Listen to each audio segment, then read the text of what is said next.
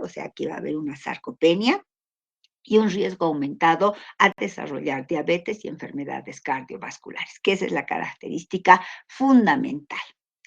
¿Cuáles son nuestros objetivos? Nuestros objetivos son mantener valores normales de glucemia en la carga glucídica, o sea, que el aporte o que la intervención nutricional lo que busca es que este paciente vaya disminuyendo, en realidad, en otras palabras, esa hipersecreción de insulina a través del control justamente de los estimulantes alimentarios. Favorecer la moderada pérdida de peso de manera progresiva, obviamente hasta alcanzar un peso ideal. Entonces, el paciente debe disminuir su ingesta calórica de manera progresiva, porque obviamente una de las características de la insulina de resistencia es la obesidad. Retardar el desarrollo de diabetes tipo 2. Mientras nosotros controlemos que no se presenten esos picos hiperglucémicos y se sostengan durante el tiempo, el paciente puede no desencadenar diabetes tipo 2 y haberse mantenido como una persona con insulinoresistencia y evitar el riesgo cardiovascular, que en este caso está muy ligado por la movilización de los ácidos grasos que se produce en estos pacientes. ¿Cuáles son nuestras estrategias? Vamos a partir fundamentalmente de un plan de alimentación hipocalórico.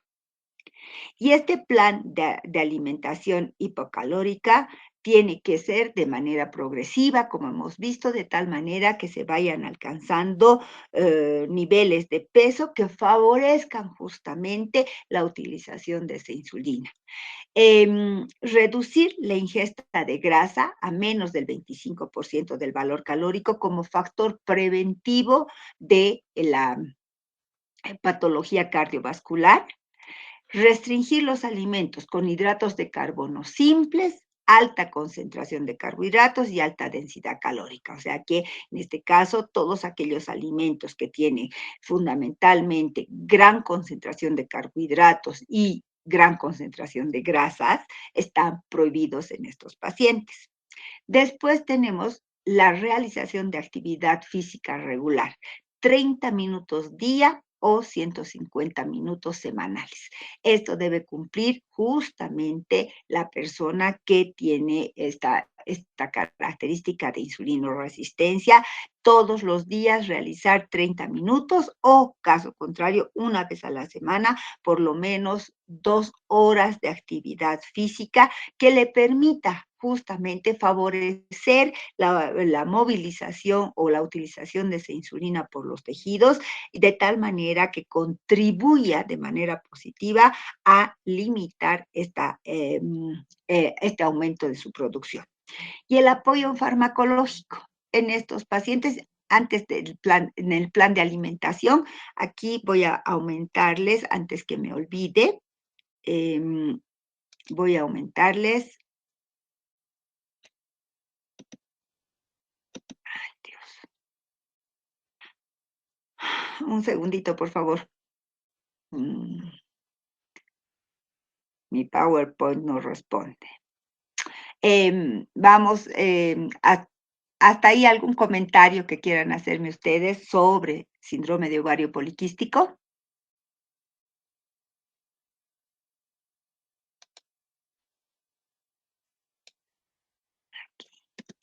Y la distribución, eso es lo que quería, ¿no? La distribución regular de carbohidratos en cada tiempo de comida.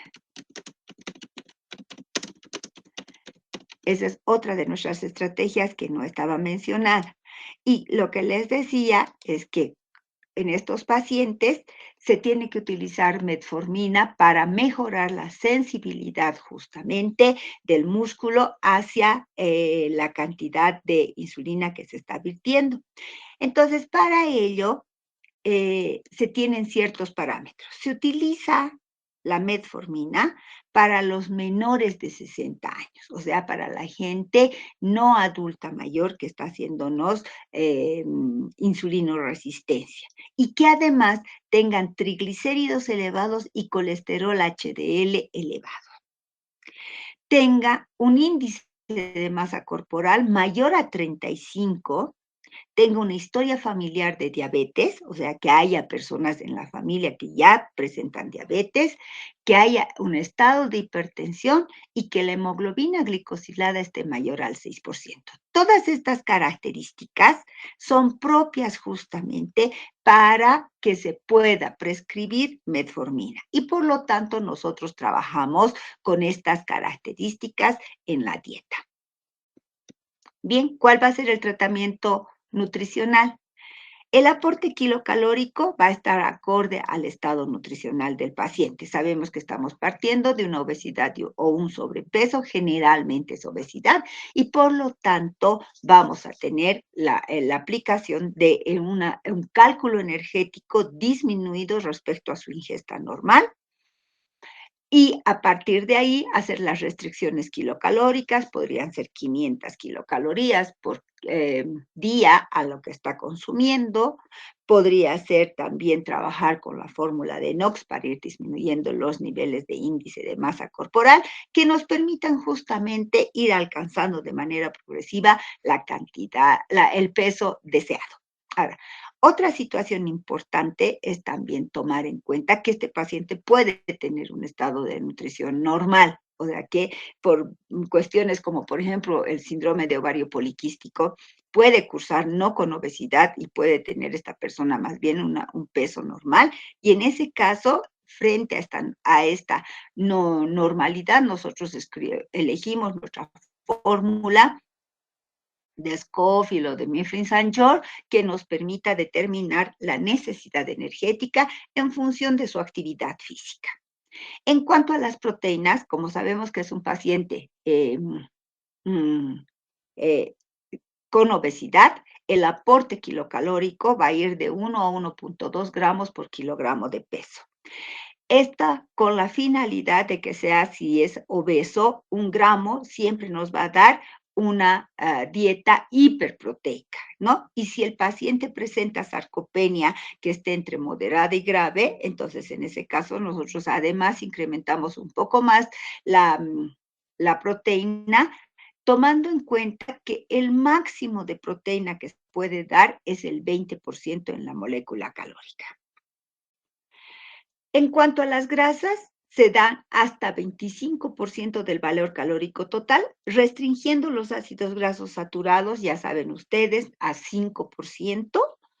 Las grasas poliinsaturadas van a ir justamente disminuidas, podrían ser un 7, 6%, y vamos a hacer énfasis en las grasas monoinsaturadas, estas van a ocupar un 13, 14% de la molécula calórica y además debe suplementarse con omega 3, que este omega 3 va a contribuir justamente al control del proceso inflamatorio. En cuanto a los hidratos de carbono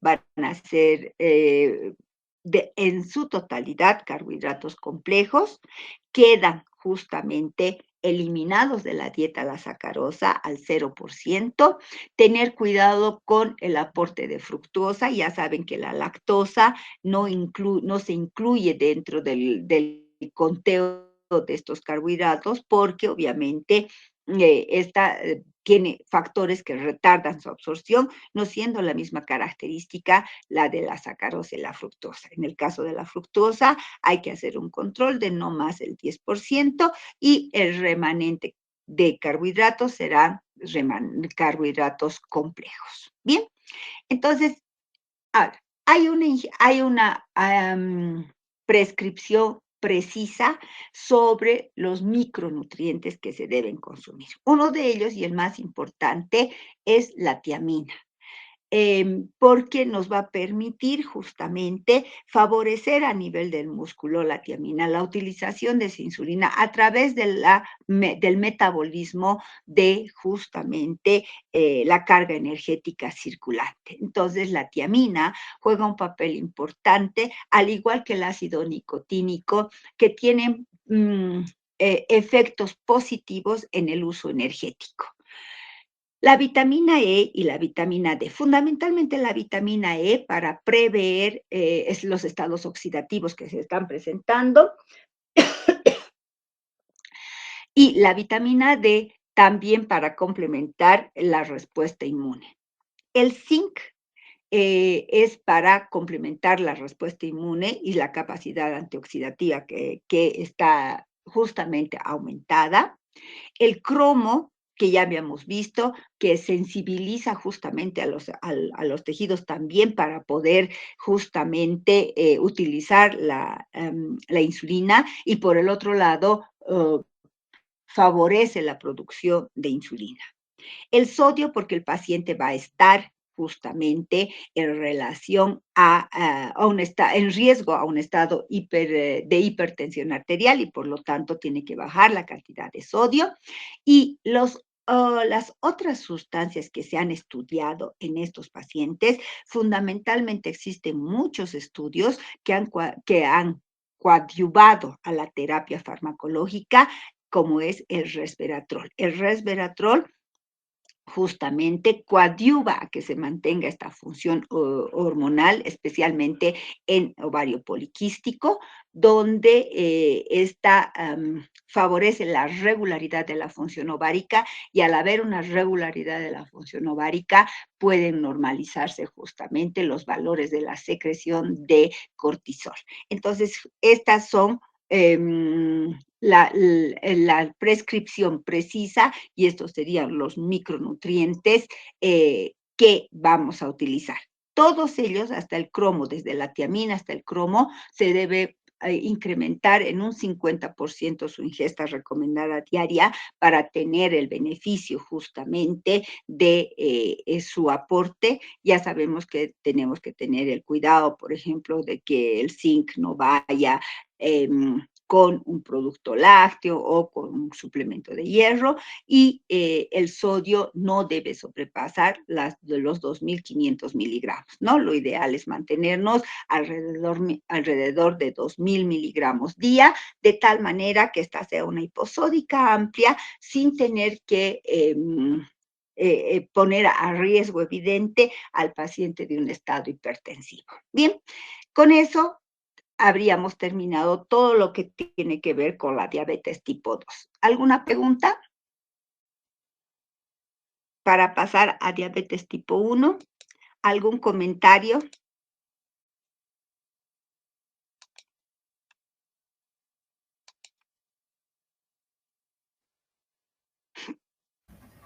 No, ¿Tienen doctora. duda? Nada. Perfecto. Entonces vamos con ahora la diabetes tipo 1. La diabetes tipo 1, que es justamente la que ya habíamos antecedido, ¿no? Esta diabetes que se caracteriza fundamentalmente por presentar estados de hiperglucemia debido justamente a un defecto de las células beta pancreáticas de carácter inmunológico, ¿no? Que son las células beta son las que justamente producen la insulina. Hay una insuficiencia de esta hormona que es de manera súbita, porque es una respuesta autoinmune. Generalmente se debuta con esta a partir de los 2 años de vida. Se hace muy evidente en la adolescencia, donde el periodo de crecimiento y desarrollo aumenta, y por lo tanto puede el paciente también debutar en esta edad, ¿no? O sea, de edades cruciales son los 2 años y la adolescencia. Entonces, este tipo de diabetes tipo 1 no es parte de la dietoterapia del adulto. Esto lo van a aprender en dietoterapia del niño y adolescente. ¿Qué nos interesa a nosotros saber? Es el uso de la insulina. El uso de la insulina tiene relación porque los pacientes diabéticos tipo 1 van a ser quienes tengan justamente la necesidad de utilización de insulina. Hace hace muchos años, cuando se hablaba de la clasificación de la diabetes, se tenía justamente a los pacientes no insulinodependientes e insulinodependientes. Así se los conocía, a la diabetes 1 y a la diabetes 2, porque los diabéticos tipo 1 son insulinodependientes, o sea, viven en dependencia de la insulina. Si no tienen insulina, obviamente pueden morir porque se descompensan. Entonces, estos términos médicos fueron siendo relegados porque obviamente había personas diabéticas tipo 2 que requerían también insulina y por lo tanto vieron que no era necesario decir solamente de insulino dependiente e insulino independiente. Ahí cambia a uno y 2, pero desde el punto de vista nutricional, aún nosotros sabemos que este término va a permitirnos reconocer el tipo de intervención nutricional que estamos haciendo. Entonces, tenemos nosotros a los pacientes diabéticos tipo 1 que sí requieren de por vida insulina.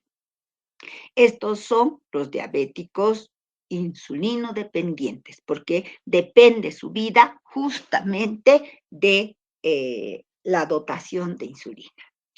Y en los diabéticos tipo 2 se comenzó a utilizar el término de insulino requiriente, porque este no depende o no dependía de la insulina en las primeras etapas de la evolución de la patología. Entonces, el paciente es insulino requiriente, porque la connotación de esa ausencia de las células beta pancreáticas no existe, o sea, hay un agotamiento, pero no hay una muerte final de estas células, como lo que pasa en justamente la diabetes 1.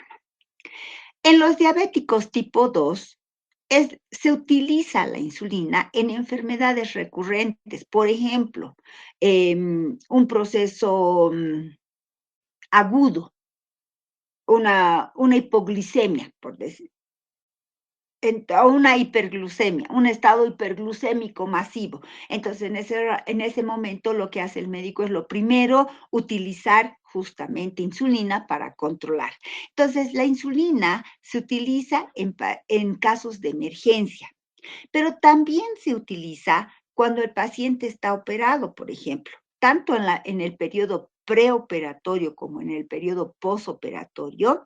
Estos pacientes deben utilizar justamente con la finalidad de favorecer el proceso quirúrgico, debe utilizar insulina porque todos sabemos que se va a producir un estrés metabólico que va a cursar con un estado de hiperglucemia. Entonces, por lo tanto, debe haber una suficiente cantidad de insulina inmediatamente utilizable y estos periodos, ¿no? En la acidosis diabética, cuando el paciente se descompensa por justamente una sobrecarga de carbohidratos no controlada, entonces en este caso estos pacientes deben recibir insulina. En el coma diabético debe recibir insulina y en estados sépticos. Pero también se utiliza insulina cuando la mujer está embarazada, así sea una diabética tipo 2 o sea una debutante de la diabetes, esa mujer embarazada debe recibir insulina. Bien, entonces la insulina tiene un triple criterio para su prescripción. Primero, ¿por qué se utiliza? Porque tiene un carácter, se le decía que era un carácter curativo, pero en realidad no es un carácter curativo, es un carácter protector, protector de los islotes de Langerhans, ¿no? ¿Por qué? Porque justamente protege al inicio de la enfermedad a estos islotes a estas células beta, de tal manera que no lleguen al agotamiento, lo que favorece un reposo funcional relativo de estas células beta. Cuando el paciente o la persona presenta diabetes, obesidad, protege al páncreas, obviamente porque está protegiendo a los islotes de Langerhans, que son los que van a producir la insulina. Y además favorece el alcanzar al peso corregido. Entonces, hace una reducción de peso y obviamente una reducción de peso también tiene un carácter protector a esos estados de insulinoresistencia que se podrían presentar. Entonces, la primera de las funciones es el carácter protector más que curativo, aunque ustedes van a encontrar en la bibliografía, aún en algunos textos y algunas redacciones en algunos artículos sobre su carácter curativo. En realidad no cura, lo que hace es proteger. Ay, esta me voy a pasar aquí. Después es sustitutivo. ¿Sustitutivo de qué? Sustitutivo porque va a suplir, obviamente, la función de estas células beta pancreáticas y va al suplir, va a dar por otra vía la concentración normal de insulina, ¿no? ¿Cuándo se utiliza? Cuando hay una deficiencia relativa, como es en el caso de los diabéticos tipo 2, donde se presenta una deficiencia relativa, hay una disminución en la producción de insulina. Y una deficiencia absoluta en los diabéticos tipo 1, donde ahí se caracteriza porque no hay una producción de insulina endógena, que se basa, ¿no? Para hablar de la función sustitutiva, tiene que haber una producción de insulina endógena que se caracteriza fundamentalmente en los pacientes tipo 2, ¿no? Esta es la característica. Y profiláctico porque evita la progresión, ¿no? Evita la progresión a procesos infecciosos. Cuando se utiliza la insulina, obviamente, va a metabolizarse mejor los carbohidratos y por ello también se disminuye ese riesgo a procesos infecciosos como lo que se presenta con el pie diabético, la progresión de la descompensación metabólica en procesos de intervención quirúrgica y en traumatismos, en el embarazo, como les decía, que se presenta la intolerancia a la glucosa, es en una etapa donde metabólicamente el organismo responde produciendo justamente un estado de glucemia y en el trauma psíquico. ¿Por qué en el trauma psíquico? Porque justamente las personas que tienen alteraciones de carácter psíquico pueden no tener o no recordar que han consumido su antidiabético, que ha habido ciertas características justamente que van a influir en su control de los carbohidratos y para ello se utiliza, es mejor para ello utilizar la insulina. Bien, ahora, la insulina es una terapia, es un tratamiento, por eso se llama insulinoterapia. ¿Qué tenemos que conocer de la insulina? Primero, la presentación. La presentación siempre van a venir en ampollas de 10 cc. Lo que va a cambiar del frasco de la insulina es la concentración. Porque pueden venir en ese frasco, pueden venir insulina simple, se llama cuando la concentración va del 5 al 20%. O sea que tenemos 5, 10, 20 unidades en 10 cc. Va a ir cambiando las unidades. Y la concentrada cuando el frasco de insulina tenga concentraciones de 40, 80 y 100 unidades por cc. O sea que vamos a tener justamente a partir de 40, se las llama de concentrada porque obviamente tiene mayor cantidad. Y las simples hasta el 20 porque estas van a ser en menor concentración. Normalmente estas se utilizan más para los niños y estas pueden utilizar más los adultos. Ahora, ¿qué otra cosa tenemos que saber? Su jeringa, ¿no? La jeringa tiene una capacidad de 1 cc, o sea, por eso son unas jeringuillas, en otros casos se llama. Estas jeringuillas están dotadas justamente de una dosificación de una dosificación de las unidades para determinar las unidades de insulina que se van a utilizar con divisiones de 1 cc entre una y otra. Entonces, aquí ustedes ven, por ejemplo, 1 cc, 2 cc, así. Entre cada una vamos a encontrar, aquí hay 5, aquí hay 10, 15, 20, 25 cc, entonces nos van a permitir justamente medir las unidades de insulina que se van a administrar. Bien, entonces conociendo esto, como aquí vemos, ¿no? Aquí está, 20, aquí hay 15 unidades, 10 unidades, 20, 30, y ahí están justamente la dosificación. La dosis a administrar. ¿Cómo se calcula la insulina? La insulina debiera calcularse siempre por el régimen prescrito, o sea, cuántas unidades de insulina se tienen para o se requieren para metabolizar. Por ejemplo, nosotros tenemos un paciente que está recibiendo 200 em, 200 gramos de carbohidratos. Entonces, en base a este aporte de carbohidratos, lo basal que va a necesitar para metabolizar esta cantidad de 200 gramos de carbohidratos son alrededor de 10 em, de 10 gramos de carbohidratos por una unidad de insulina. Entonces, una unidad de insulina permite metabolizar entre 10 y 15 gramos de carbohidratos.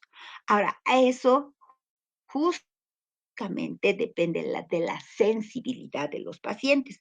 ¿Por qué? Porque hay pacientes que son mucho más sensibles a cierta cantidad de insulina, a un cierto tipo de insulina. Por lo tanto, ahí es donde nace el conteo de carbohidratos, porque nos va a permitir, a partir de este conteo de carbohidratos, determinar cuál es la sensibilidad del paciente para prescribir el aporte de carbohidratos que requiere el paciente, ¿no? Entonces, con el ejemplo y vamos, si una unidad de insulina metaboliza 10 gramos de carbohidratos, entonces nosotros necesitamos 20 unidades de insulina que justamente van a tener, para metabolizar los carbohidratos. Ahora, no tenemos que olvidarnos que la insulina no solamente metaboliza los carbohidratos, también coadyuva al uso eficaz, pues, de las proteínas, de las grasas, y por lo tanto debe haber una cantidad extra para mantener esa funcionalidad normal de la concentración de glucosa. Entonces, para ello, por eso les indicaba que la cantidad de carbohidratos va a estar relacionada con el régimen que se ha prescrito y además va a tener en consideración un aporte extra para justamente coadyuvar a esos otros metabolismos que están correlacionados con los carbohidratos.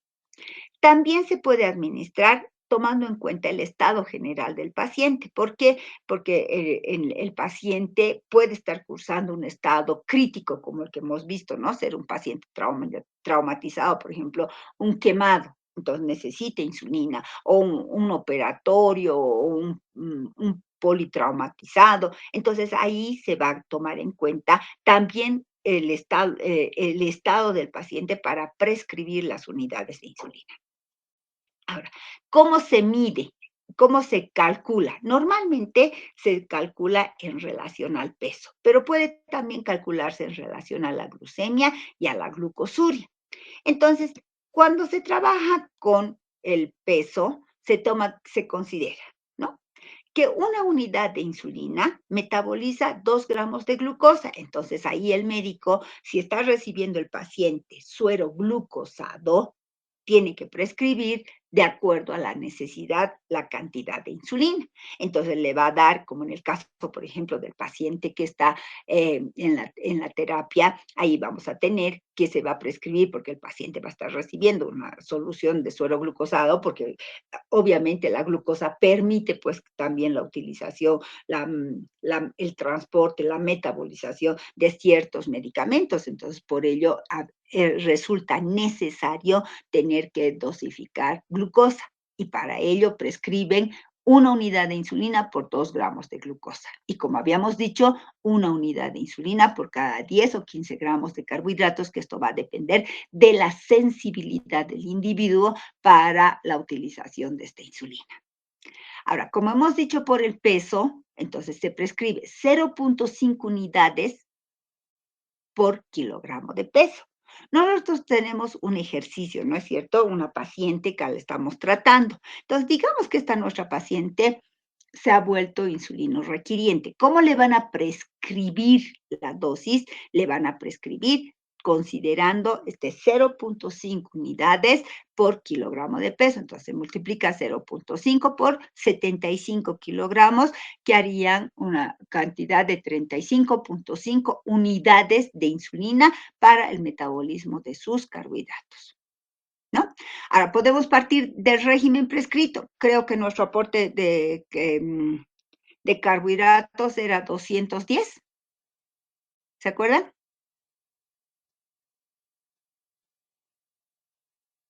Chicos, Era 226. ya, 226. Entonces, ¿cuántas unidades de insulina necesitaría pensando que el paciente está metabolizando por cada una unidad para 10 gramos? 22 unidades de insulina. 22,6 unidades, ¿no es cierto? Para metabolizar. Entonces, podríamos redondear a 23 solamente para la dieta, solamente para la dieta. O sea, es lo basal que necesitamos para la dieta, la cantidad para metabolizar exclusivamente los carbohidratos de la dieta. Entonces, nosotros necesitamos 27 unidades de insulina. Entonces, como estamos calculando por kilogramo de peso. Las unidades son justamente en relación a la cantidad de carbohidratos. ¿Cuánto requeriría si estamos utilizando, si el paciente presenta 75 kilogramos? Ya habíamos dicho, ¿no? Va a requerir 35,5 unidades de insulina. Entonces, fíjense, aquí hay una diferencia, porque aquí están los carbohidratos, pero aquí está por kilogramo de peso. ¿Y por qué esta da una diferencia en relación a esta? Porque ya habíamos dicho que aquí lo único que estamos calculando es la cantidad de insulina para metabolizar los carbohidratos, pero no nos olvidemos que esa insulina cumple otras funciones y que por lo tanto a esta hay que incrementarle una cuota de seguridad para justamente que cumpla esa insulina esas otras funciones que no están correlacionadas con la alimentación. En cambio, en esta no es necesario aumentarle porque aquí ya está considerando justamente la cantidad de carbohidratos y además está considerando esas otras funciones. Lo mismo pasa cuando se calcula en la glucemia en ayunas. En ayuno, un estado hiperglucémico se da, o en un estado hiperglucémico se prescribe 2 unidades de insulina por cada 10 miligramos por encima de 90 miligramos de glucosa que tenía el paciente.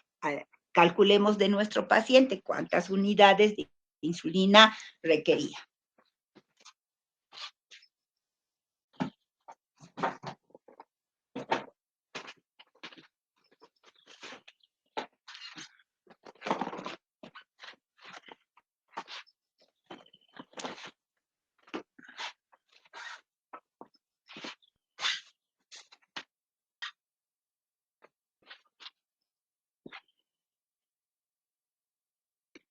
¿Cuánto tenía de glicemia nuestro paciente?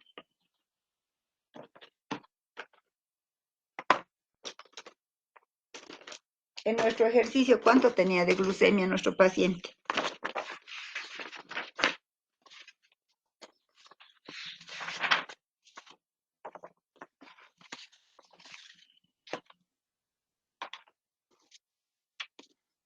Vamos a tener que retroceder.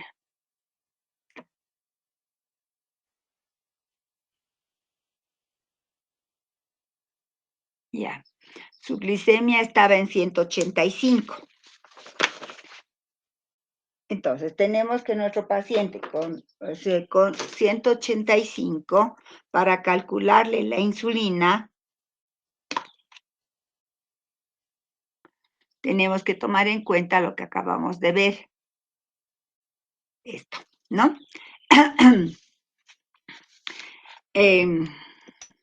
Aquí. Su glucemia estaba en 180. Entonces dice 2 unidades por cada 10 miligramos que esté por encima de 90 miligramos de la glucemia. Entonces tenemos nosotros 95 miligramos que están por encima de 90, porque tenemos 185. Entonces, y dice por cada 10 miligramos. Entonces, ya tenemos aquí 9.5 miligramos que están por encima de la... Entonces, 9.5 multiplicamos por 2 y hacen 18, 19 unidades de insulina que requiere el paciente.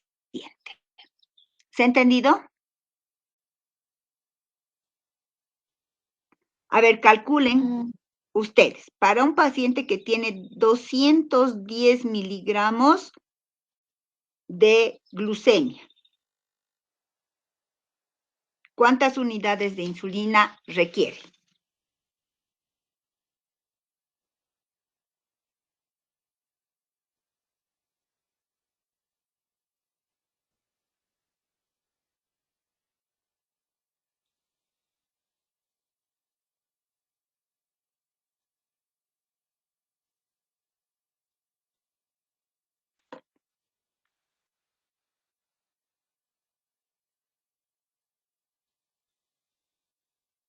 ¿Cuántas unidades requiere?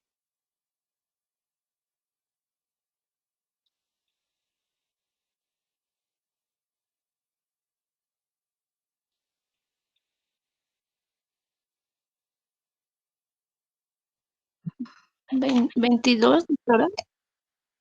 No. A ver, o yo he Estoy mal. calculado más. 24. ¿Cuánto? 24. A ver, 210. A 210 le restan 90.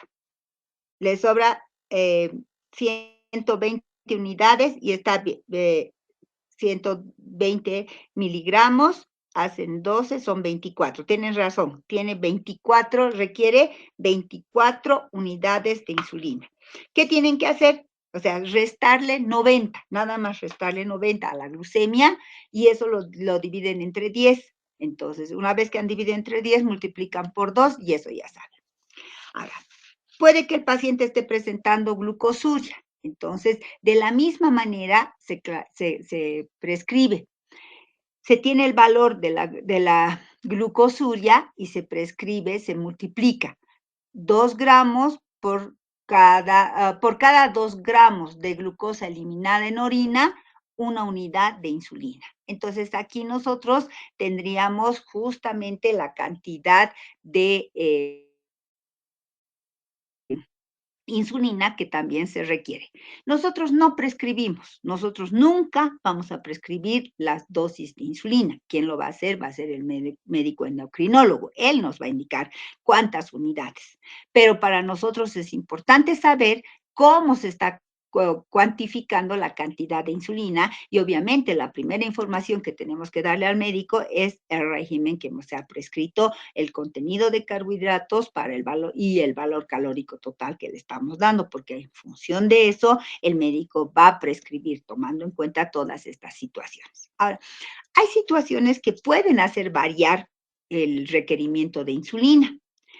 Algunas aumentan, como por ejemplo la actividad metabólica, lo que habíamos dicho, un estado séptico, un estado de hipermetabolismo, una cirugía, una quemadura, cualquier situación de estas van a aumentar la necesidad de insulina, o sea que no solamente vamos a estar hablando de que el paciente va a necesitar esta cantidad de insulina de 0.5 o de 2 unidades por encima de 90 de la glucemia o en la glucosuria igual se ha eliminado, por decirles, 30 gramos, entonces por 2 son 60, entonces o 15, ¿no? No 60, son 15. Entonces, eso justamente va a verse modificada porque hay un estado de hipermetabolismo que hace que demande mayor cantidad de insulina porque hay un estado de hiperglucemia por la alteración metabólica.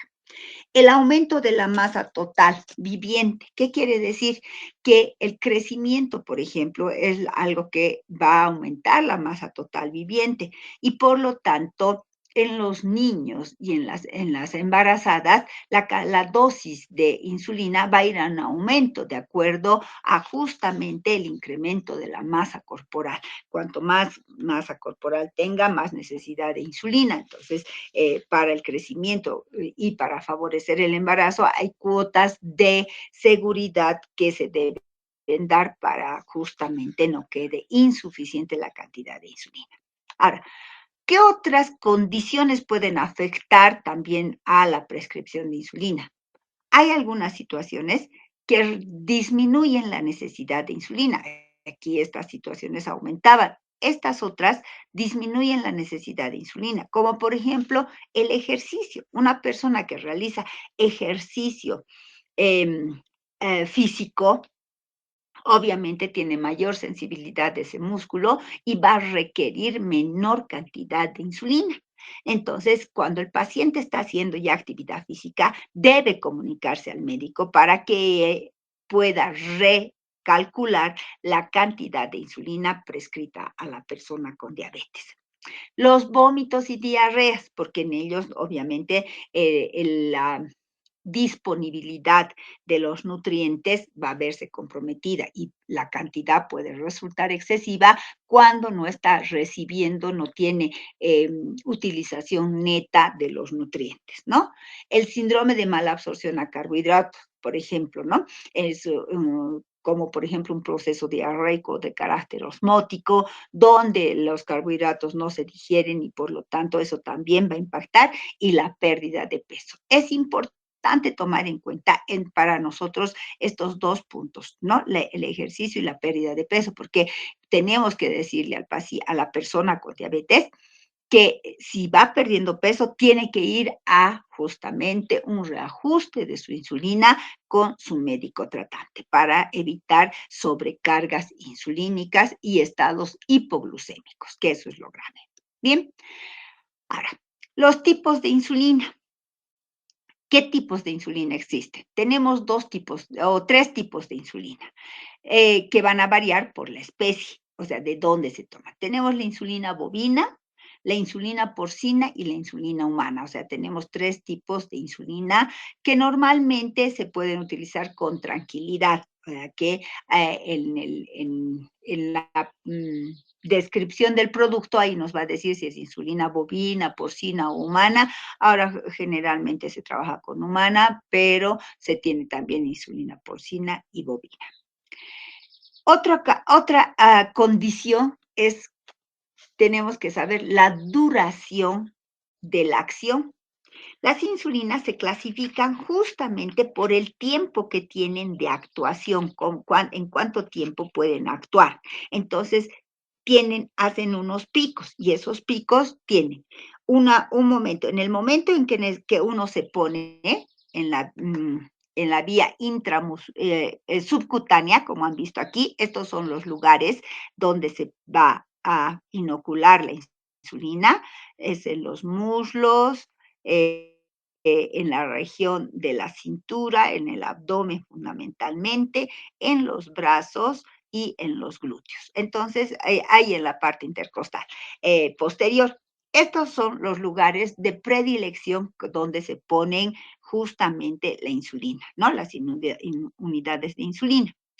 Así es como se coloca en esta característica. Se toma para que sea subcutánea y la jeringuita es justamente, la aguja es pequeñita, de tal manera que permita solamente llegar hasta el tejido subcutáneo y no alcance la masa muscular. Entonces, es una introducción, una inoculación por vía subcutánea, ¿no?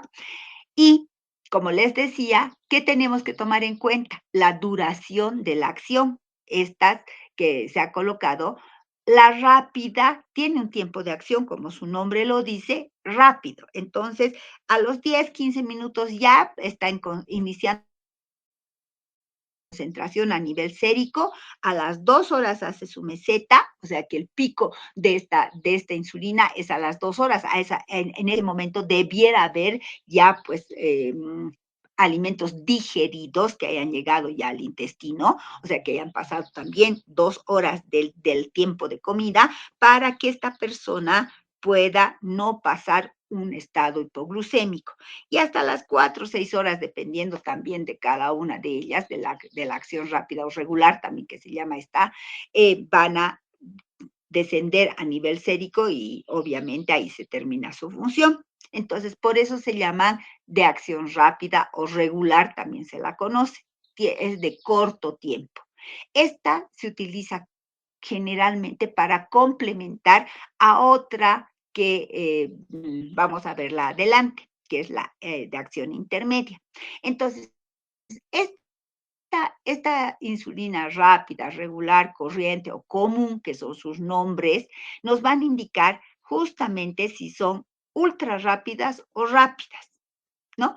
Porque las ultra rápidas a los 15 minutos ya están a nivel sérico circulando y su meseta obviamente es mucho más rápida, ¿no? ¿Para qué se utiliza esta insulina de acción rápida? La insulina rápida es por su acción, ¿no es cierto? Pero también la vamos a encontrar con el nombre de regular, corriente, común para corregir la glucemia en cortos periodos de tiempo. Para eso se utiliza. O sea que en periodos cortos de tiempo vamos a tener justamente esta insulina que nos va a permitir actuar inmediatamente sobre la carga glucídica que ha consumido inmediatamente ese paciente. También se utiliza en situaciones de emergencia, por ejemplo, cuando el paciente está haciendo un estado de hiperglicemia, ahí se utiliza esta insulina y se da justamente esta insulina, solamente la de acción rápida o regular, cada 4 horas, cada 3 horas, de acuerdo a la prescripción del médico, y nosotros debemos habituarnos a esta o adecuar nuestra intervención a la acción de la insulina. Y como les decía, se puede inocular por vía subcutánea. Esta insulina de acción rápida, regular, corriente, común, es la única insulina que se puede dar por la vía intravenosa. Entonces, esta es la única insulina que se da por la vía intravenosa. Vamos ahora con las de acción intermedia. Las de acción intermedia vienen justamente, como su nombre lo dice, con menor solubilidad, o sea, su absorción es mucho más lenta. Y esta lentitud le permite justamente tener un pico de acción más prolongado en el tiempo.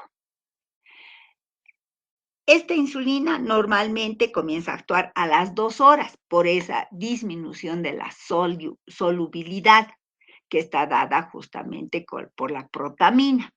La protamina impide que inmediatamente actúe, como en el caso de la rápida. Entonces, esta protamina, al impedir, a las 2 horas comienza a verificarse su presencia a nivel sérico y a las entre 4 y 6 horas hace su meseta para luego bajar hasta las 12 horas. Entonces, esta insulina, que tiene una característica de lentitud, va a favorecernos para potenciar los picos donde se requiere mayor contenido de insulina. Esta insulina la conocemos como la insulina NPH, la de acción intermedia, normalmente se la conoce con el nombre de NPH. ¿Por qué? Porque justamente viene de su nombre, ¿no? De insulina protamina neutra de Agerdon, que es quien ha descubierto este tipo de insulina. Esta se coloca por vía subcutánea exclusivamente, ¿no? Y por último tenemos la prolongada.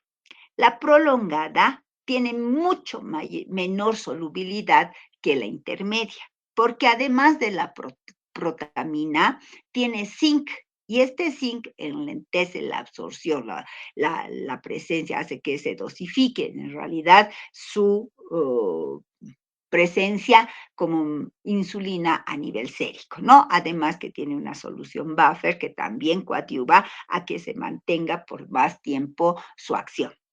Su absorción es lenta, por lo tanto tiene excesiva duración. Esta se utiliza una sola dosis por día. ¿Por qué? Porque justamente permiten a las personas tener mayor independencia.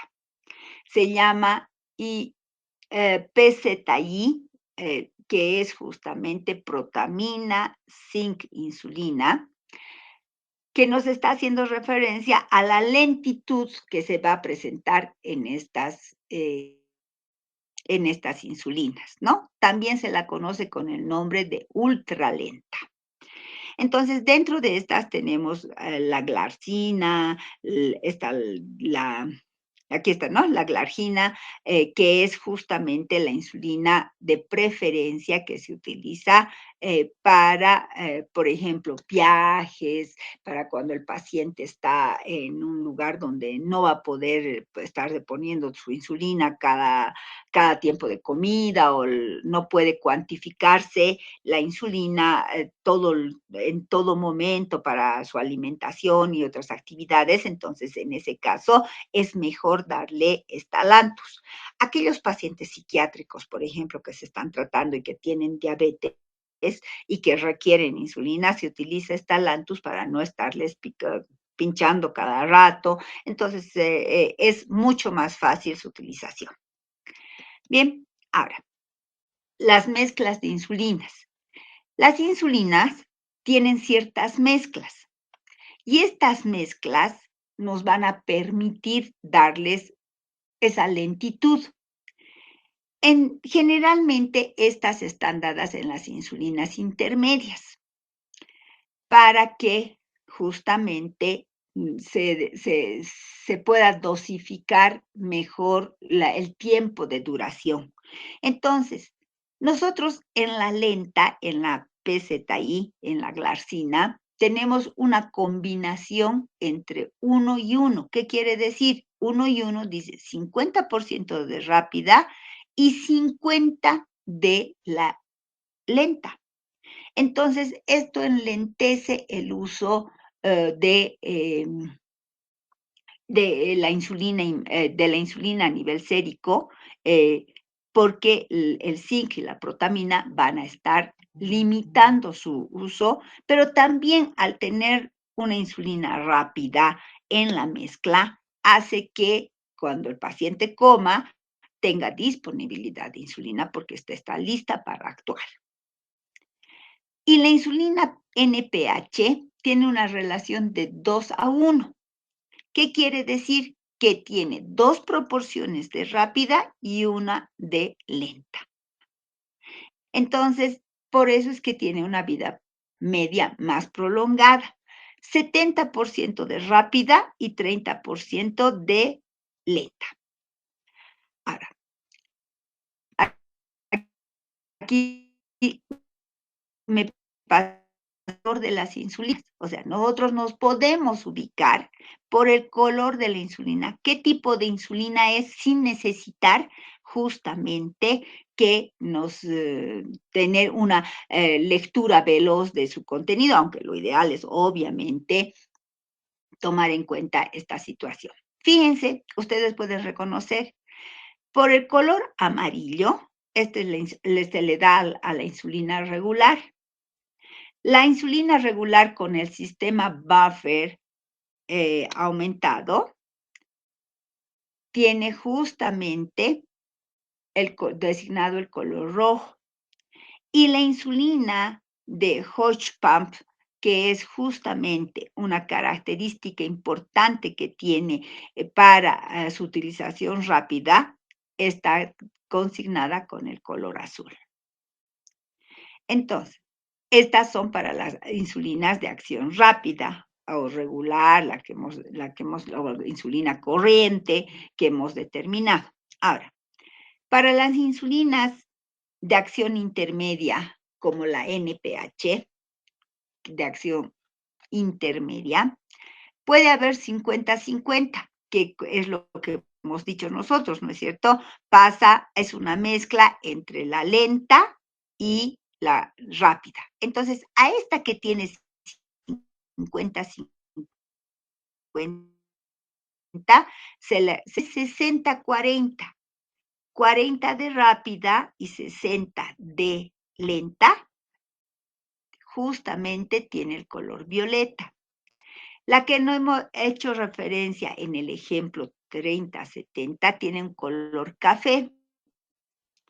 Y así sucesivamente, fíjense, la de 25-75 un color turquesa, la de 20-80 un color magenta, la de 15-85 un color oliva y la de 10-90 un color azul verdoso. Entonces, esta clasificación por colores es también para permitir saber que está tomando en la dosificación correcta y en la dilución correcta de la insulina. Y las insulinas de acción larga, donde también está la NPH, tiene un color verde claro. La lenta tiene un color turquesa un poco más claro en NPH. La ultralenta tiene un verde oscuro y la similente, que es la de muy larga duración, es un celeste en realidad. Entonces, para eso se utilizan los colores y cuando amarillo, ¿no? No se nota tanto como amarillo, más como un dorado, digamos, pero es el color amarillo. Cuando hablamos, fíjense, la verde, ¿no? Está haciendo énfasis en la verde. Y aquí tenemos una morada. Entonces, nosotros podemos reconocer cuánto de proporcionalidad de rápida y de lenta tienen de acuerdo a los colores. Bien, entonces ya sabemos que estas, cómo se dan y cómo representan la coloración por la concentración de insulina rápida y de insulina lenta que tiene. Ahora, este cuadrito es un cuadrito que ustedes siempre lo tienen que tener a la mano.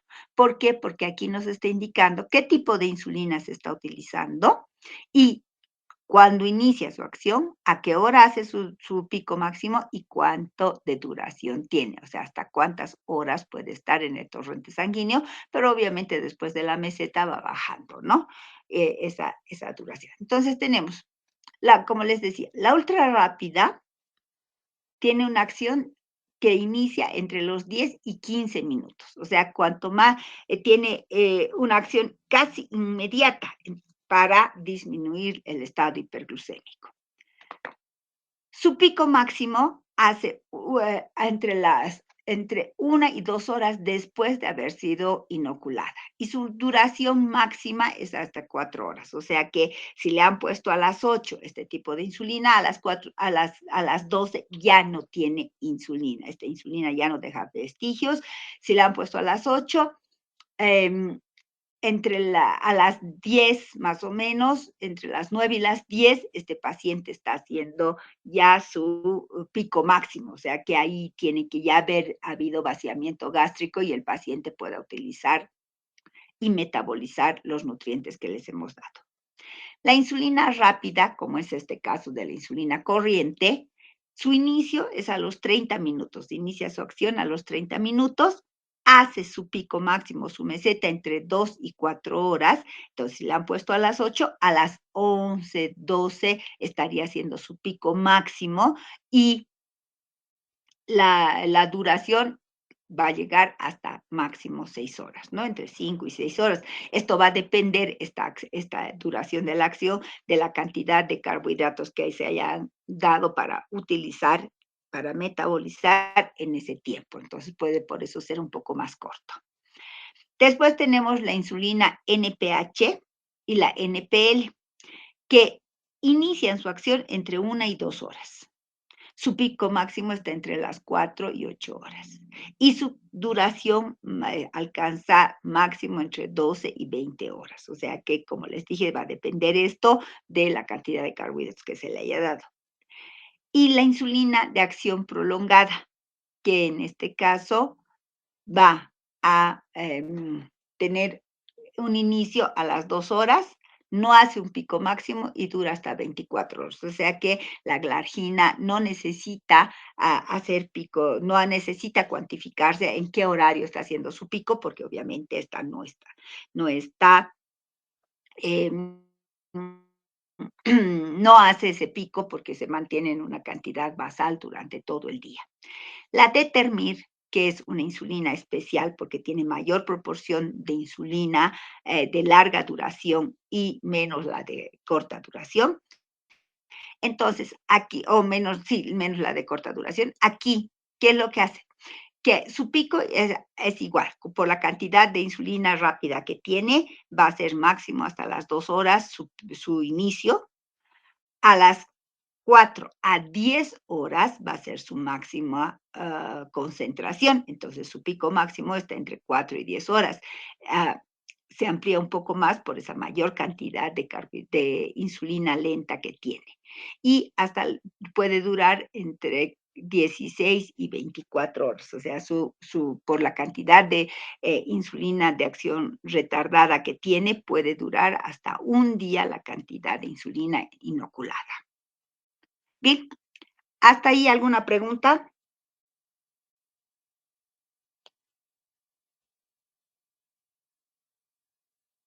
¿Todo se ha entendido? No necesita que les explique ampliación de la información. Bien. ¿Me están escuchando? Sí, doctora. Ya, ya. Porque a veces pienso que como no hablan, tal vez ni me están escuchando.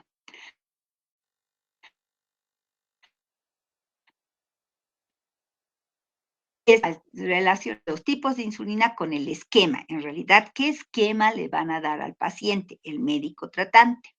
Entonces, lo primero es el esquema convencional, el que la mayoría de los pacientes va a recibir, que es 2 dosis.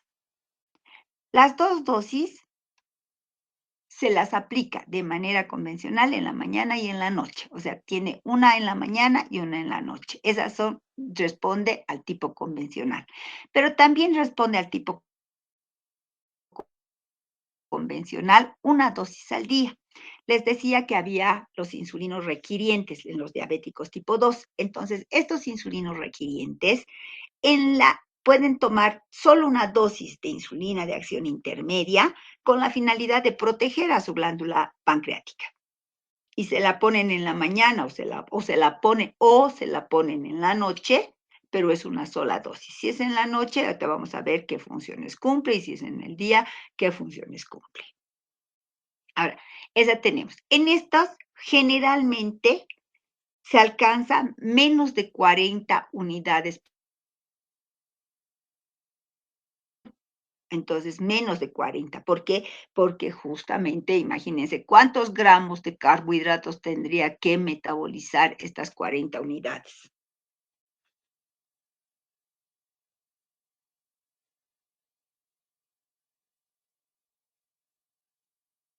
Una unidad, ¿cuántas unidades de carbohidratos en gramos metaboliza? De 10 a 15. De 10 a 15. Supongamos que metaboliza 10. ¿Cuántas, cuántos gramos de insulina, 40 unidades de insulina metabolizarían esos gramos de carbohidratos? 400. 400. Y 400 nadie come, ¿no es cierto?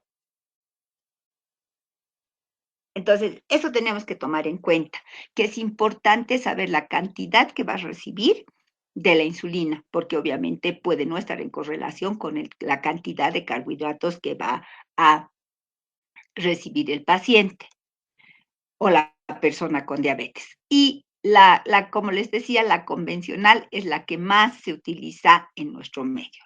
Y luego tenemos la intensificada.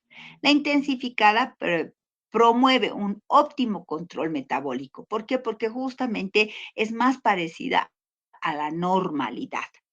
Y nosotros, cuando se dice que es la insulinoterapia intensificada, vamos a tener 3 o más dosis de insulina. Esto se consigue fácilmente. Se utiliza 2 dosis de insulina NPH, una en la mañana y una en la noche, y se puede poner insulina cristalina o regular antes del almuerzo y antes de la cena, o antes del desayuno y antes del almuerzo. Entonces, ahí, ¿qué estamos haciendo? Estamos potenciando la acción con una insulina rápida y, por lo tanto, este paciente va a controlar mejor su glicemia postprandial. Entonces, tiene 4 dosis, porque tiene la del desayuno, donde está la NPH, más la cristalina, ya van 2. La cristalina en el almuerzo, 3. Y en la noche, la NPH y la cristalina, 5. Entonces, fíjense, va a tener siempre una cantidad de insulina durante el día. Entonces, a esa que tiene más de 3 o más dosis al día, porque puede ser que tenga 2 insulinas, la NPH en la mañana y en la noche, y a mediodía tenga una insulina cristalina. Entonces, poniéndose esa insulina, ya son 3 dosis o más de insulina, a eso se la llama intensificada. Esta intensificada promueve un mejor control metabólico. Ahora, bien, hasta ahí todo lo que es insulina. Después ahora vamos a hablar que como la insulina es una cantidad fija que se da, porque no es que hoy me pongo 8, mañana me pongo 10, pasado me pongo 12, no, no puede ser así. Tiene que tener una cantidad, tiene que tener una vida bien organizada el paciente y bien ordenada, de tal manera que la insulina que se está dando responda al plan constante de la actividad física y el ejercicio. O sea, que va a tener relación, sensibiliza más a los músculos y requiere menos insulina cuando se hace actividad física. Va a tener relación con el régimen de comidas estable, tanto en calorías y nutrientes, porque cuanto más estabilidad haya, se va a evitar picos hiperglucémicos y normalmente la insulina se inocula tomando en cuenta la cantidad de carbohidratos que va a consumir. Y además, siempre debe tener un monitoreo glucémico pre y postprandial. ¿Para qué? Para valorar justamente la sensibilidad a la insulina, lo que les decía. Y con esa sensibilidad a la insulina se hace el recuento de carbohidratos y por lo tanto ese conteo de carbohidratos nos va a llevar a decir, no, esta persona no metaboliza 10 con la insulina, porque con 10 se mantienen picos hiperglucémicos, pero con una unidad por cada 15, ese paciente está mejor controlado. Entonces, esa situación nos permite justamente hacer este monitoreo glucémico pre y postprandial.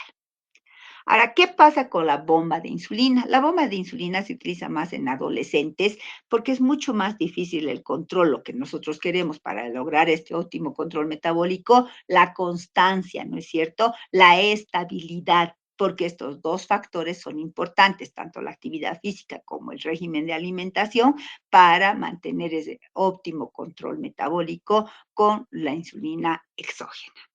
Entonces, para ello, para los adolescentes fundamentalmente, pero ya en realidad para las personas mayores y para todos los grupos, pero con preeminencia se hace utilización de la bomba para los adolescentes, porque ellos son los que mayor facilidad tienen para descompensarse. Esta bomba de insulina, aquí está, esta es la bombita de insulina, cada vez son más pequeñas, fíjense, antes eran la de la que estamos viendo. Esta está conectada a través de un catéter por la vía subcutánea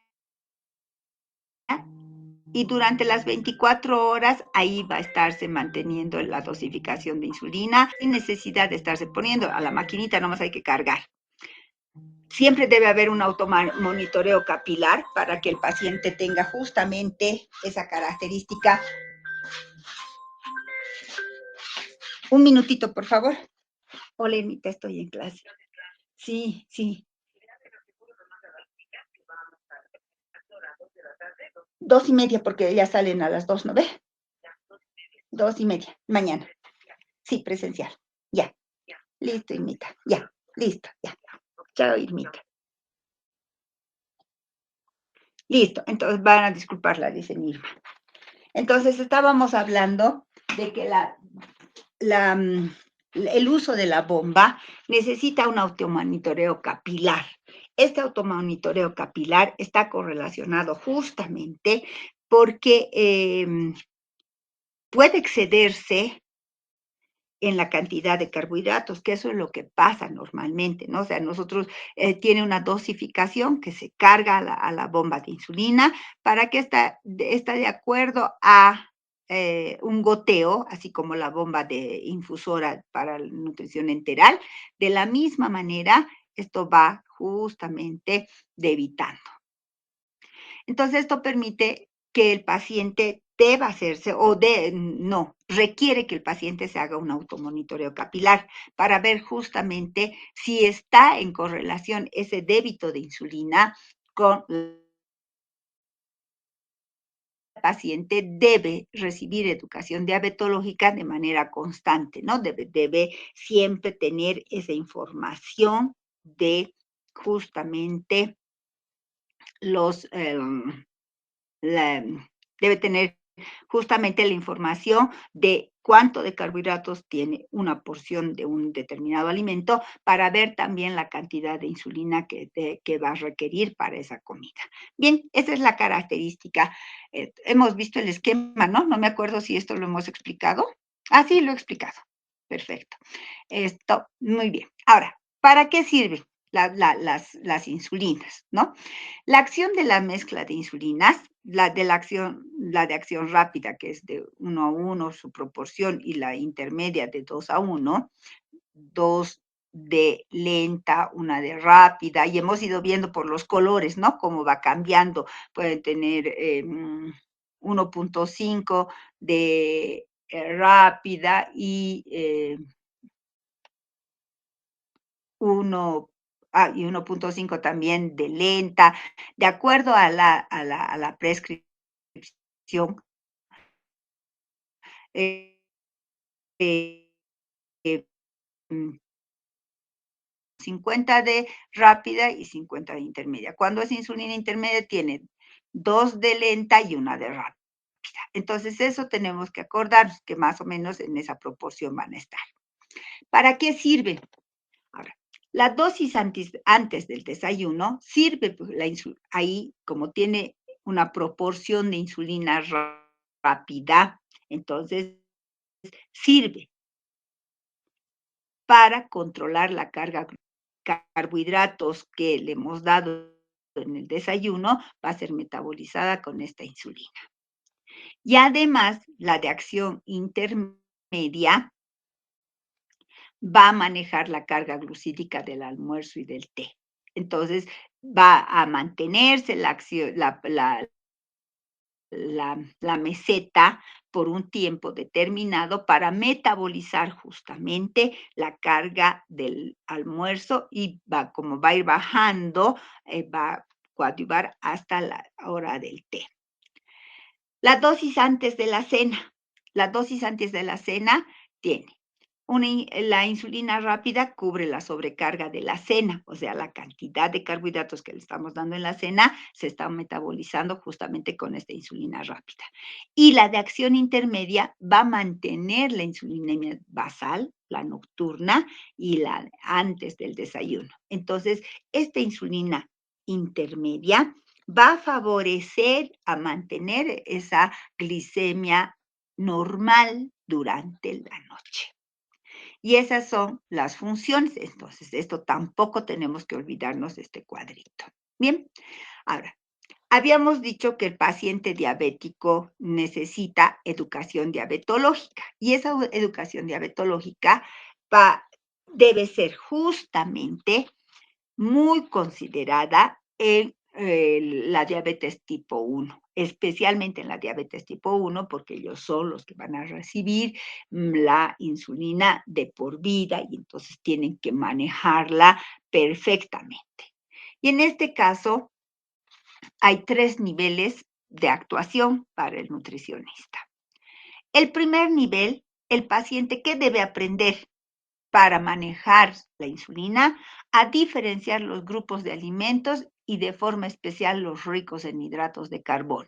Eso es lo que nos interesa, que sepa cuáles son los grupos de alimentos y cuáles son los más concentrados en carbohidratos. Después, el intercambio o equivalentes, los intercambios que hacemos, ¿no? Esto, por decirles, 2 rodajas de pan molde es lo mismo que comerse un chamillo cuando el pan molde es integral, ¿no es cierto? Entonces estamos dando que es lo mismo, son equivalentes, pero también es equivalente este pan chamillo a comerse una papa.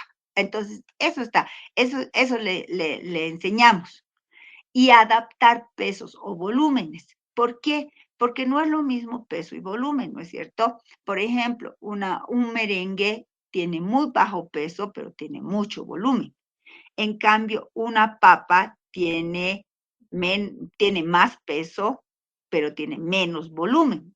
Entonces, eso es justamente lo que tiene que entender. No es la proporcionalidad del alimento, sino es el peso y el volumen que van a tener un determinado valor nutritivo. Y los menús con equivalentes. Eso es lo que tenemos que enseñarle. ¿A quién vamos a enseñarles? A todos los pacientes con diabetes y a su familia para que le puedan ayudar a la persona con diabetes a controlar su aporte de carbohidratos.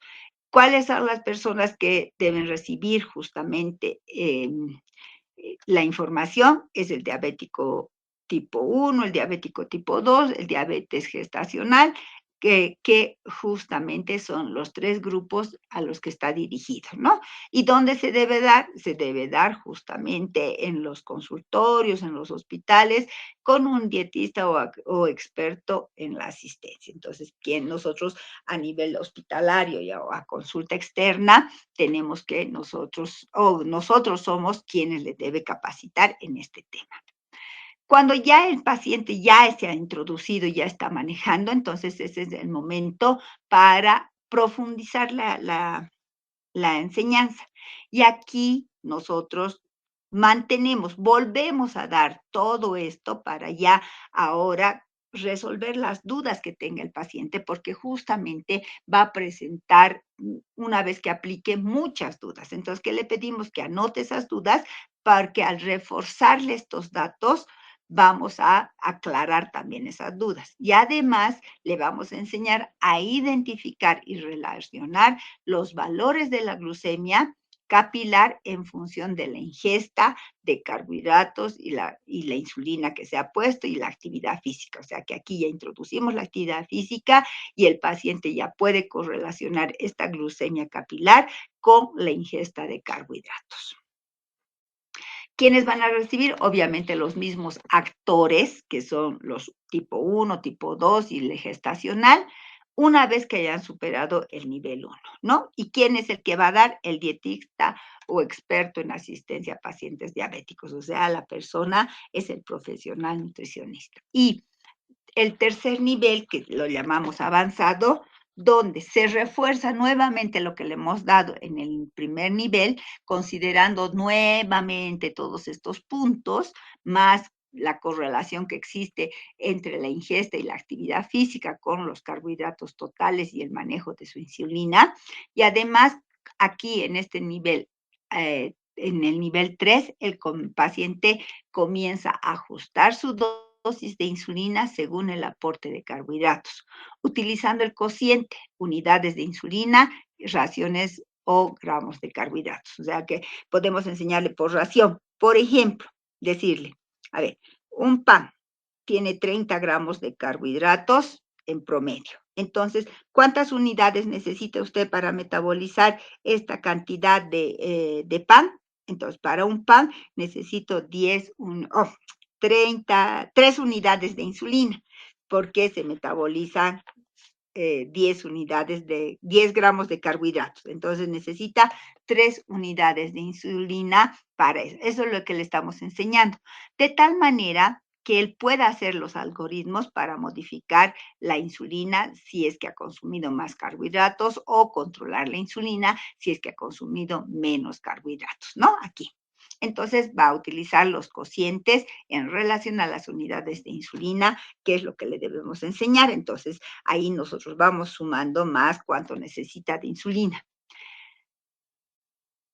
¿A quién están dirigidos? Ahora, en este caso, también puede estar dirigido a no solamente el paciente y su familia, sino también puede ser a las personas que trabajan con las personas con diabetes. En este caso, por ejemplo, en la terapia intensiva. Ahí sí se necesita cuántos gramos de carbohidratos le está dando la dieta y qué tipo y cuántas de unidades de insulina se le va a dar, tiene que saber la enfermera, sí tiene que saber, ¿no? Entonces, haciendo un buen manejo de los algoritmos para justamente adecuar la cantidad de insulina que se le dan. Entonces, y a los pacientes con terapia con infusión subcutánea continua de insulina también, ¿no? ¿Y dónde se le debe dar? En lo que deben ser responsables de dar los equipos multidisciplinarios con experiencia en la terapia intensiva e infusores de insulina. Eso es lo importante, tener toda esta experiencia y la ganando para el manejo. Bien, ahora, ¿cuáles son nuestros objetivos? Nuestros objetivos son alcanzar y mantener el peso deseado. O sea, que en este caso, ¿qué pasa cuando el paciente recibe insulina? Como recibe insulina, entonces nosotros sabemos que la insulina va a favorecer pues el uso de la energía y por lo tanto, si ese paciente estaba delgado, corre el riesgo de subir de peso. Y eso es lo que ahora nos pasa. Antes el diabético tipo 1 era un paciente, una persona delgada y se consideraba como delgada, pero ahora con la inundación de alimentos que hay justamente en el mercado que dice sin glucosa o sin azúcar o producto elaborado con edulcorante, entonces el paciente tiene mayor disponibilidad de alimentos y por lo tanto ahora ha comenzado a presentar sobrepeso y obesidad, el diabético tipo 1. Entonces, nuestro objetivo es alcanzar y mantener el peso deseado de acuerdo a la edad del paciente. En este caso, nosotros estamos hablando de personas insulino requirientes. El objetivo es mantener la glucosa plasmática dentro de los valores de la normalidad, de tal manera que se debe disminuir el riesgo pues, a hipoglucemia, porque en estos pacientes la primera complicación que se va a presentar puede ser la hipoglucemia, ¿no? Porque el paciente se ponga insulina, pero que no esté acorde esa cantidad de insulina con la cantidad de carbohidratos que ha consumido. Entonces es importante que el paciente sepa qué debe reconocer. Prevenir o retardar el desarrollo de las complicaciones cardiovasculares y renales. En este caso, debe tener cuidado debemos tener cuidado para nuestra intervención de los lípidos séricos fundamentalmente y la función renal, ¿no? Que está relacionada con los estados hiperglucémicos y controlar la concentración de lípidos séricos. Tomar en cuenta que se debe controlar también siempre, al igual que que en la anterior intervención nutricional, la concentración de lípidos séricos. Vamos con la prescripción. En cuanto a las kilocalorías, vamos a tomar el dato del peso deseable, ¿no? Si es que es un paciente con sobrepeso y obesidad. Pero también tenemos que evaluar, cuidado que el paciente esté delgado, adelgazado o esté ya desnutrido. Entonces, tiene que tener relación con justamente el estado nutricional. Para aportar las calorías, aquí utilizamos la fórmula adecuada. Si está en estado nutricional normal o está adelgazado, desnutrido, entonces nosotros vamos a trabajar con la fórmula de Scofield. pero si el paciente está con sobrepeso u obesidad, con el peso deseado. También hay que tomar en cuenta el embarazo y la lactancia, porque son justamente situaciones fisiológicas que pueden presentarse a una mujer que tenga ya diabetes o que desencadene la diabetes durante el embarazo. Entonces, en ese caso, hay que aumentarle las kilocalorías necesarias por el trimestre de embarazo o las kilocalorías necesarias para sostenimiento de la lactancia. Entonces, va a tener relación con el estado fisiológico de la mujer. La distribución de la molécula calórica va a estar dada de igual manera que justamente con los anteriores, las anteriores connotaciones que hemos dicho para las personas que tienen estados hiperglucémicos. El aporte de proteínas va a ir del 12 al 20%, considerando justamente la función renal, ¿no? No podemos olvidarnos de la función renal. El límite máximo es el 20%. Entonces, tenemos que tomar en cuenta si hay presencia de embarazo o lactancia, porque a su requerimiento de 1 gramo por kilogramo de peso, se tiene que tomar en cuenta las proteínas adicionales para el sostenimiento del embarazo y la lactancia. Y si el paciente está presentando síndrome nefrótico, o sea, ya está comenzando la patología renal, se da hasta 1.2 gramos por kilogramo de peso. Si el paciente es desnutrido, se puede ampliar hasta 1.5 gramos por kilogramo de peso, y en enfermedad renal hay que considerar la disminución del aporte a menos de 0.8 gramos por kilogramo de peso. Bien, entonces no difiere mucho de lo que hemos ido viendo, ¿no? En cuanto a las grasas, el aporte debe ser menor a 30, porque obviamente la ANT dice denle hasta menos de 30, pero para nosotros 30 es ya un régimen normograso. Entonces, yo pondría aquí menor de 25. ¿Por qué? Porque ahí ya está el carácter protector, ¿no? Para menos de 30 nosotros no es justamente nuestra fortaleza, nuestra gran ingesta de grasas, que es lo que sucede en otros países. Entonces, para nosotros, menor a 25. Aquí habría que tomar en cuenta que sea menor a 25. El tope, 25. Si no hay ninguna complicación cardiovascular, ustedes trabajen siempre con 25, donde las saturadas van a ser menos del 7%. Ya hemos visto, ¿no es cierto?, que las grasas poliinsaturadas van a representar otro 7%, y alrededor del 15% van a ser justamente las grasas monoinsaturadas. Hacemos preeminencia a las grasas monoinsaturadas, tomamos en cuenta justamente los ácidos grasos omega 3 y la suplementación. Y en casos de hipercolesterolemia hay que reducir la cantidad de grasa, que puede estar alrededor del 20% hasta que se normalice, y después incrementar nuevamente hasta 25%, haciendo énfasis en la calidad de la grasa. En cuanto a los carbohidratos, van a cubrir el remanente calórico, y este remanente calórico puede alcanzar hasta el 60%. ¿Por qué? Porque justamente como se está utilizando la insulina, puede coadyuvarnos a metabolizar esta cantidad de carbohidratos. Entonces puede ir desde el 55 hasta el 60%, haciendo casi una molécula normal, ¿no es cierto? Entonces, si nosotros tenemos un aporte un poco más alto, que no nos preocupe, porque la insulina se va a coadyuvar a metabolizar. Para los hidratos de carbono simples, entre lactosa y fructosa, podemos incrementar la cantidad de lactosa, como máximo es del 25%. Lo ideal es mantenernos en un 10%, em, en un 10% para la fructosa y 10% para la lactosa. Lo ideal es, ¿no? El máximo sería 25%. Y si es hipertrigliceridemia, aplicamos lo mismo. Lactosa 10, fructosa 10, que ese ya es un carácter preventivo en realidad, ¿no? Y también de tratamiento, obviamente. Estamos tratando al paciente. En cuanto a la fibra, la misma recomendación de la fibra que hemos tenido. Fibra mayor a 20 gramos día, la cantidad es lo óptimo. Calculamos 10, 12 gramos por cada 1000 kilocalorías, hacer énfasis que el mejor tipo de fibra es las pectinas, gomas guar, la fibra hemicelulósica.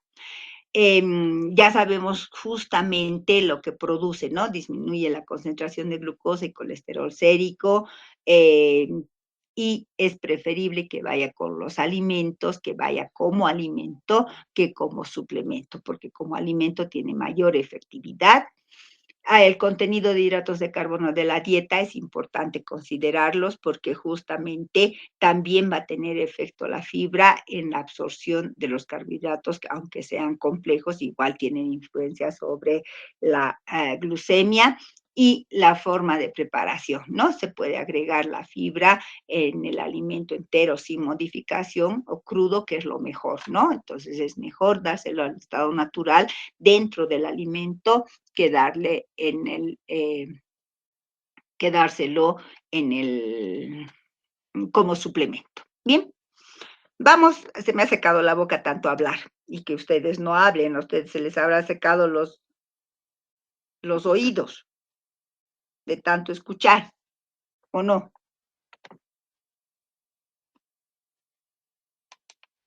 Chicos, ¿me han escuchado? Sí, doctora. Ah, ya. Listo. Entonces, antes de salir, les voy a tomar un screenshot, por favor. Espérenme. Aquí tenemos 2, 4, 5, 6, 7, 8 y conmigo 9. Voy a tomar un screenshot, ¿ya? Se había estado nada de mi imagen.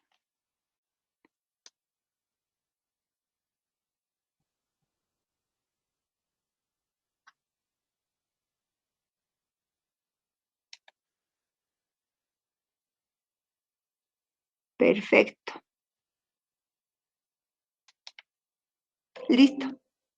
Entonces, ahora ya tengo el screenshot y pueden salir al recreo. Vayan a tomarse una merienda y volvemos de aquí en 30 minutos. Es 10:25. ¿A las 11 volvemos? No, 11 menos 10. ¿Está bien? Sí, doctora. Perfecto. Entonces, 11 menos 10, volvemos para continuar el tema. ¿Ya?